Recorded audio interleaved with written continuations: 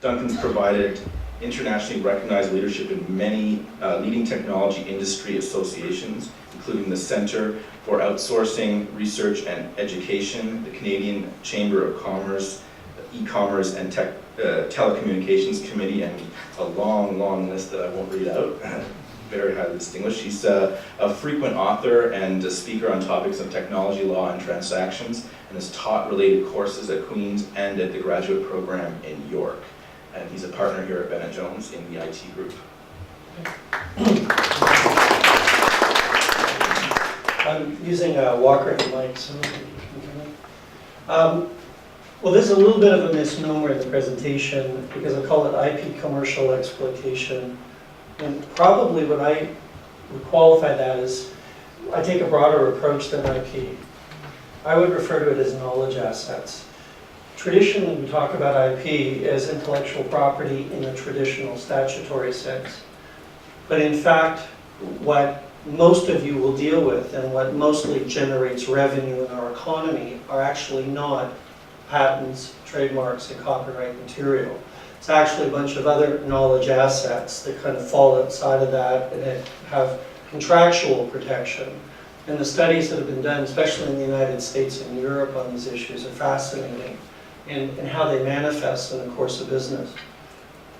My presentation is going to have 4 parts to it really quickly. I'm going to talk about identifying knowledge assets, the commercial terms associated with exploiting it to generate revenue, and this is where I guess intellectual property wheels hit the entrepreneurial road.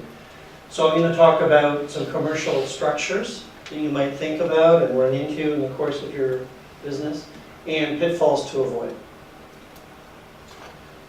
The most important thing to do here, as I look at the first slide, is make sure that you understand the definition of what it is you're going to be commercially exploiting. It sounds easy, but we just had a whole presentation on distinctions we make between trademark, brand, patent, copyright. It could be integrated circuit topography, it could be industrial design, and it could be a bunch of other related knowledge assets.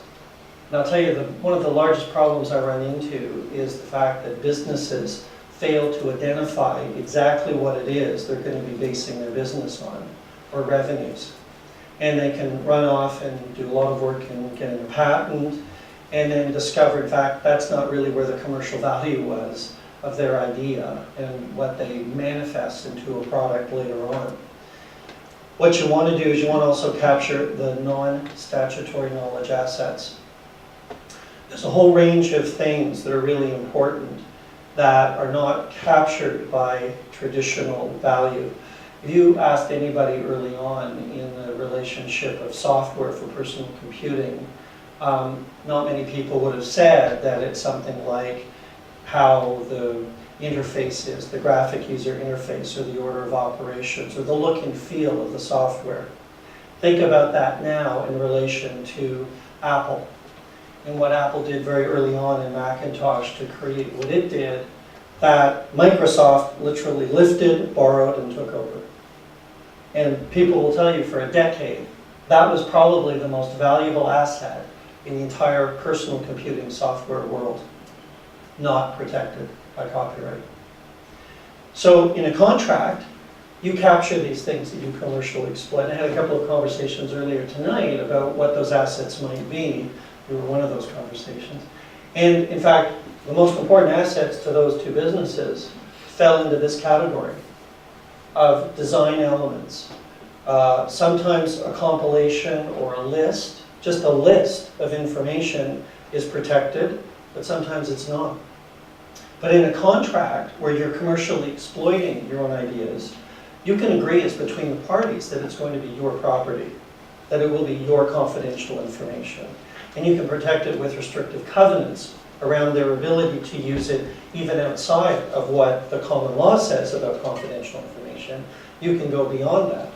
So whereas there's a certain level of copyright law or confidentiality law in a court system, you can actually go beyond that to create duties of care and restrictions that the law doesn't otherwise provide to you. Commercial terms in any agreement. Let me just go through these, a few of them. The first one you're going to run into is what are the uses. Talk about the express purpose, the application, what the person can use it for. Now, I'm assuming in this room you're licensors as opposed to licensees, but it's true either way. How long will they be able to use it? What about renewal of terms? Will I let you use it for 1 year? How about 2 years? In what jurisdictions? So you can take intellectual property or knowledge assets and you can slice them up as if they were a pie into all kinds of rights that are organized by time, jurisdiction, use, applications, and other restrictions. And are there restrictive covenants about it? So you go through, you can use it for just this purpose, for just this length of time, only in Canada, and I'm not going to let you use it for all of that with those 2 names. Everyone else in the country, fine. So you can claw back and you can delimit what those rights are. Conditions of use can also be, use it in that environment for this purpose, but then you can say, and you've seen these in license agreements for software, for example, you can only use this software on this type of computer hardware. Or you can only use this data on this database, or in this kind of a network environment. Or you can use my product, but only in a room that has a temperature of this, with a humidity of that. And you can organize it that way. Think about what you want to do from a price, payment, revenue perspective. There's a million ways to do this. Don't just jump to normal royalty formulas.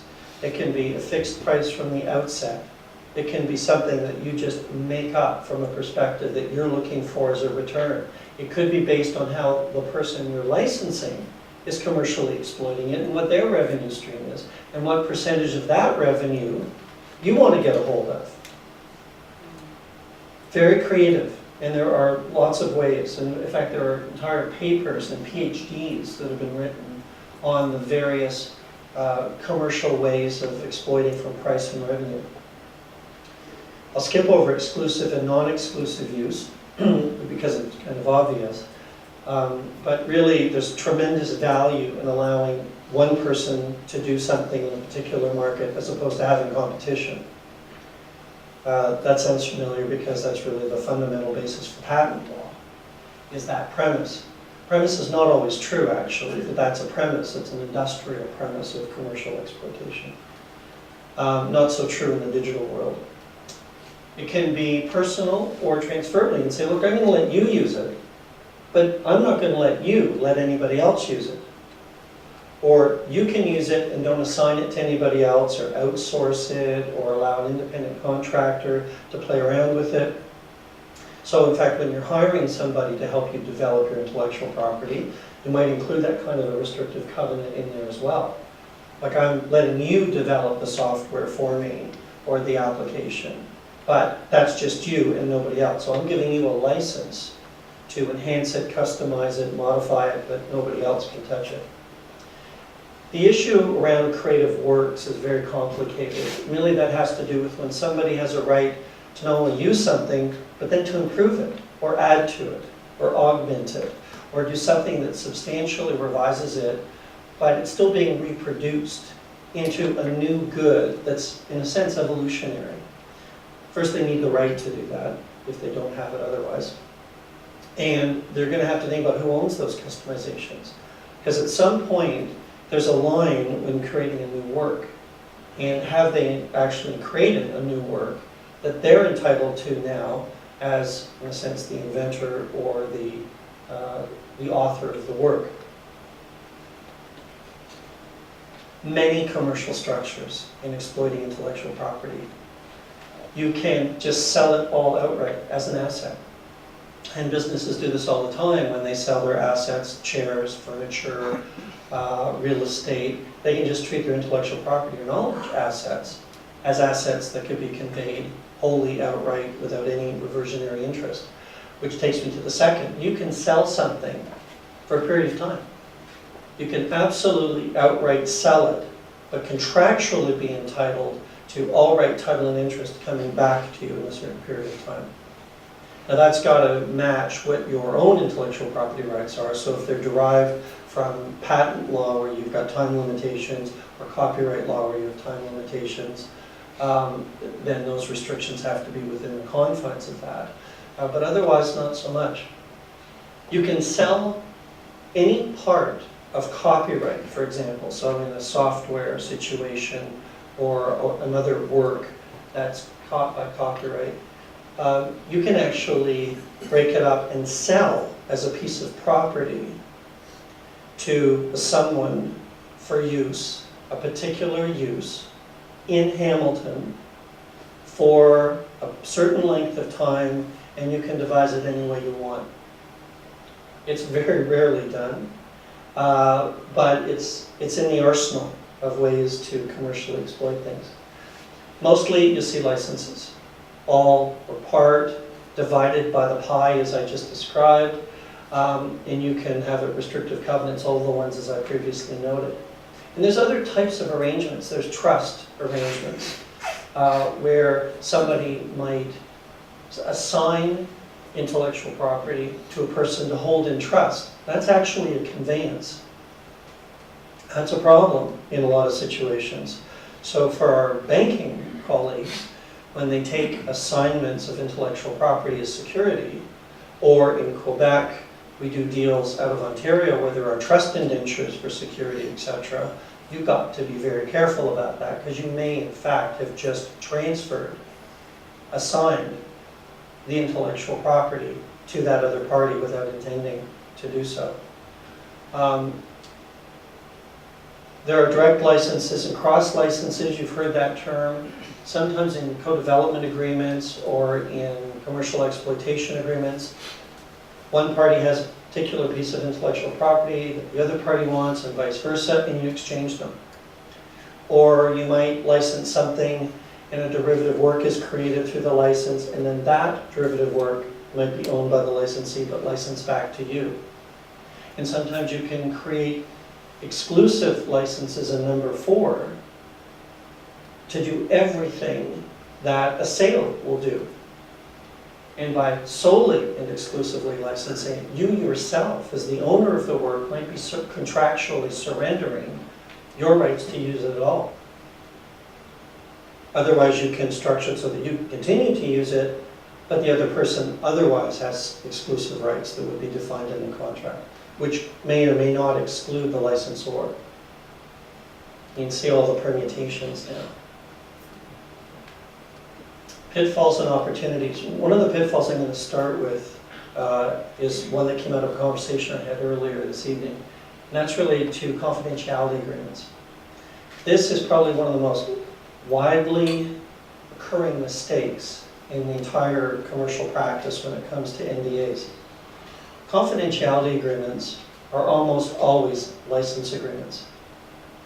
You're giving somebody information or assets to either examine, to use, consider, evaluate.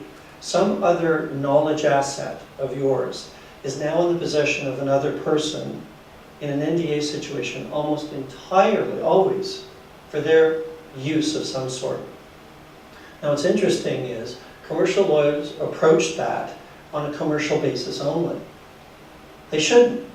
They should also use all of the law associated with intellectual property rights to draft and clearly make license provisions in there about the use of that confidential information.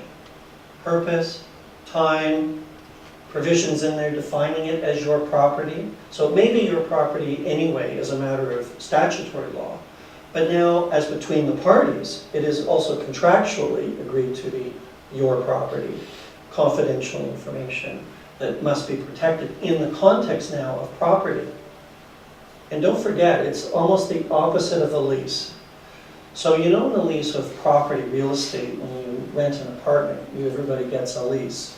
That's about, 30 pages in fine print that nobody ever reads. That's because when you get real estate, in a lease transaction, you get to use the property for any use you want for the period of the lease. except as otherwise restricted. So for a lease of real estate, that's why you get leases in tiny print that are 30 pages, that are also 14 inches long. Licensing is the opposite. You don't have any use to use someone's intellectual property except as allowed, except as granted, except as expressly set out. So that, you can imagine then the latitude you have without having getting into imagining all the things you can't do with the property. Because really licensing is the opposite of what you can do. And that's why it's such a great tool for confidentiality agreements. And in fact, you can multiply your grounds of litigation over a misuse. Because now you're not just into a breach of contract. Now you can be into misappropriation of property, all kinds of things. Rationalize your use rights and revenues. Please only license what makes commercial sense, that generates the revenue. Remembering that everything else that you keep to yourself is another potential source of revenue. And one thing I see all the time is people doing one deal with somebody to license their knowledge assets and kind of giving it all away for the sake of that one deal, instead of really fine-tuning what it is you're allowing that person to use the IP for to generate revenue, because you keep all other uses. You keep all other territories. You reserve and retain all rights not granted. Every one of those is a potential revenue stream. Really be sure of clear title. Probably one of the more interesting and public issues I dealt with in that regard was a company, just before they went public, doing due diligence, they're based in Vancouver, called me and said, well, we're just about to go public, but counsel for the issue came in and found out that we really have a financial grant agreement from Department of National Defense on this technology. And reading it, we need a second opinion, because it looks like they own all our IP. So sure enough, getting it, that was right, although there were some nuances I disagreed with in the original advice. And also then I recommended a way to negotiate those rights back. In switching it from an ownership issue to an exclusive rights thing for the government, but only if the purposes they're going to want it.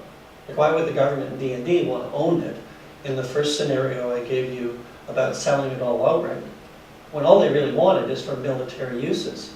So in fact, we ended up giving Department of National Defense exactly what they needed, to the exclusion of everybody else in the world, for the sake of getting all of the other rights back, which are not a problem for the commercial exploitation of that asset when the company went public. So really look at all of the other agreements you have, joint owners, co-inventors.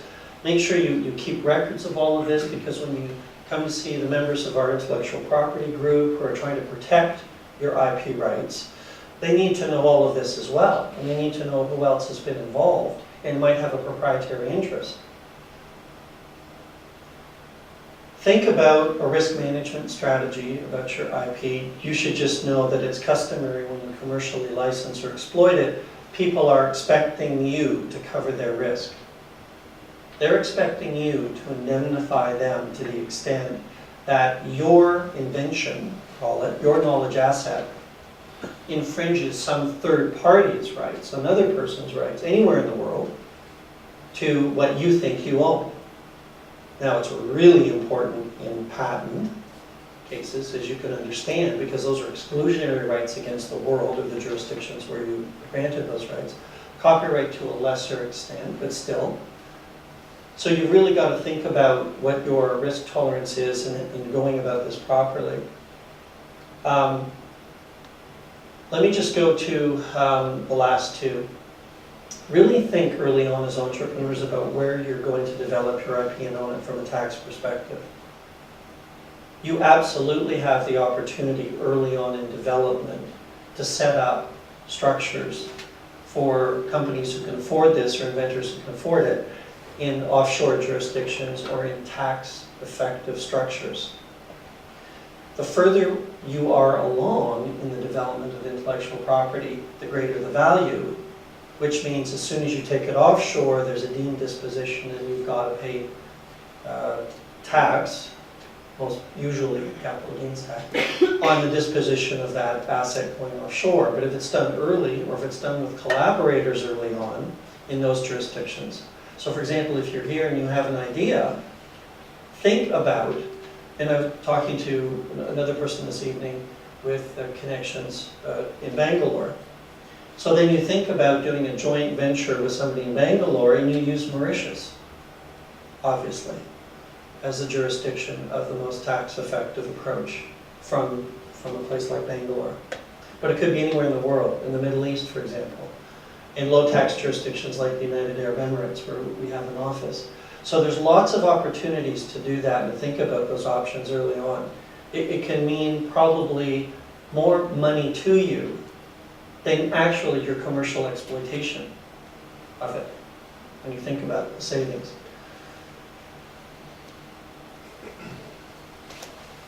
The only other thing I'll mention is when you're embarking on these, don't just dive in forever and long term. I really strongly recommend that you figure out your own licensing or exploitation strategy early on and do it gradually. There's nothing wrong with giving somebody rights for 6 months when you're not sure what you're doing. And saying, however, if the revenue targets hit this, I'll extend it to a year. Or creating thresholds that extend it. It's much easier from a contractual enforcement perspective to have a short-term agreement that has extension triggers than it is actually to terminate an agreement if they don't hit rights, and this is, you treat this as a breach, and then you have a termination right. That's very complicated and not always enforceable. Courts don't like that as much.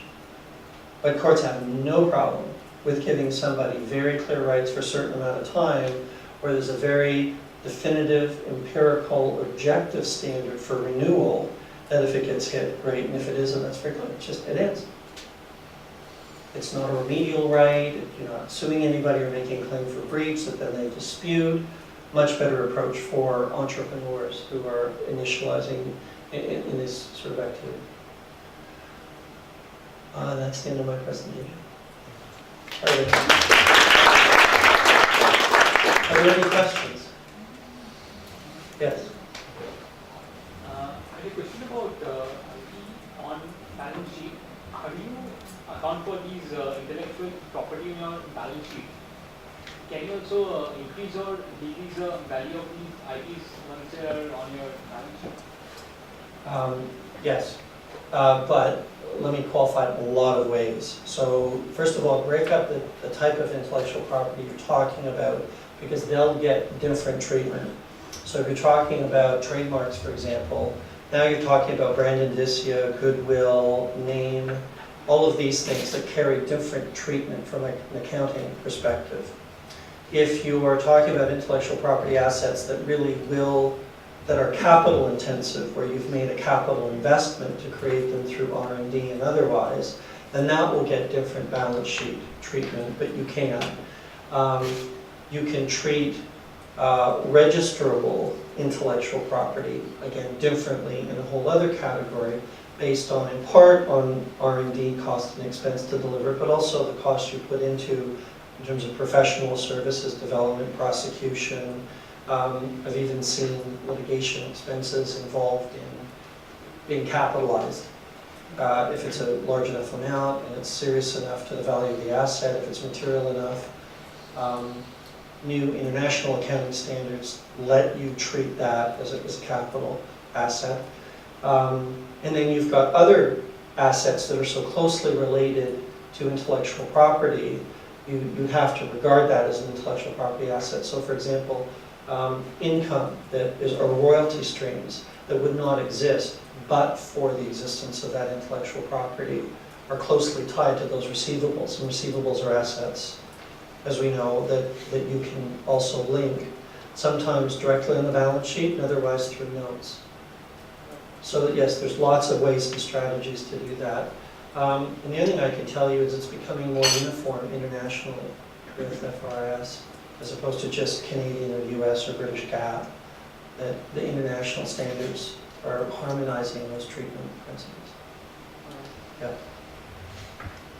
Yes, there's another question? Yes? I think you might have already answered this question on which of this table we were having dinner, but I'd like to ask it again.